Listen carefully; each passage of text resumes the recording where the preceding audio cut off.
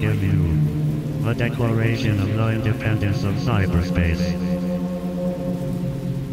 Governments of the industrial world, you weary giants of flesh and steel, I come from cyberspace, the new home of mind. On behalf of the future, I ask you of the past to leave us alone. You are not welcome among us.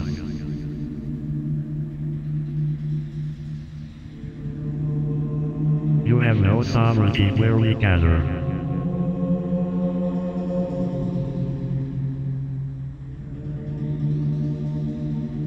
We have no elected government, nor are we likely to have one, so I address you with no greater authority than that with which liberty itself always speaks.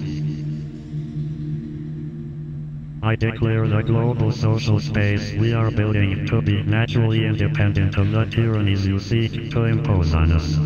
You have no moral right to rule us, nor do you possess any methods of enforcement we have true reason to fear. Governments derive their just powers from the consent of the governed. You have neither solicited nor received ours. We did not invite you. You do not know us, nor do you know our world. Cyberspace does not lie within your borders. Do not think that you can build it, as though it were a public construction project. You cannot. It is an act of nature and it grows itself through our collective actions.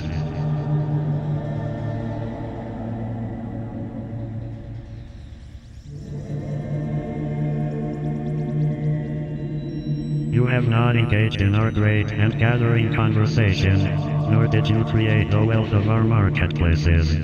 You do not know our culture, our ethics, or the unwritten codes that already provide our society more order than could be obtained by any of your impositions. Cyberspace consists of transactions, relationships, and thought itself, arrayed like a standing wave in the web of our communications.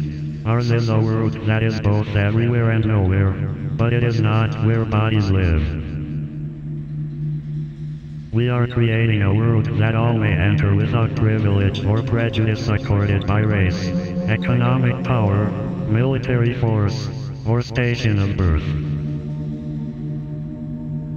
We are creating a world where anyone, anywhere may express his or her beliefs, no matter how singular, without fear of being coerced into silence or conformity. Your legal concepts of property, expression, identity, movement, and context do not apply to us. They are based on matter. There is no matter here. In our world, all the sentiments and expressions of humanity, from the debasing to the angelic, are parts of a seamless whole, the global conversation of bits. We cannot separate the air that chokes from the air upon which beings beat.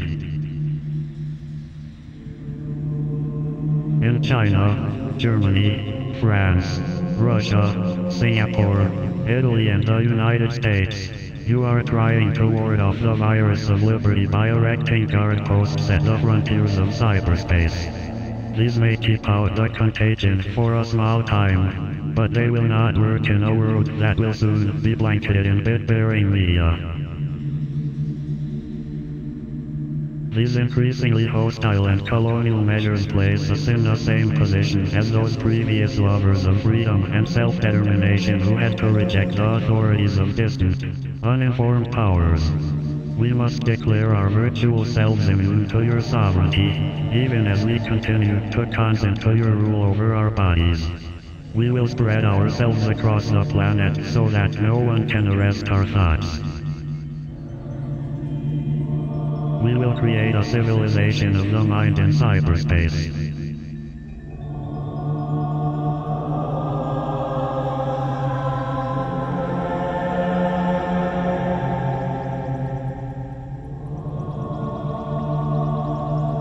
May it be more humane and fair than the world your governments have made before.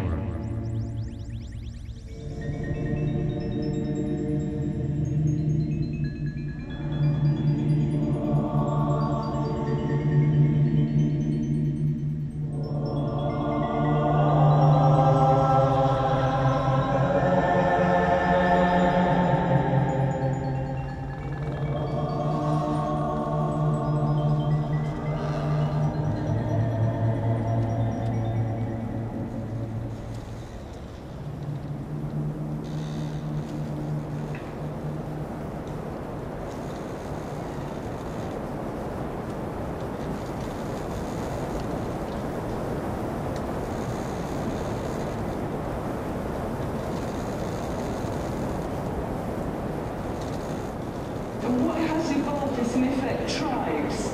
They've gone back to their roots, they've gone back to the foundations of what society is, which is community.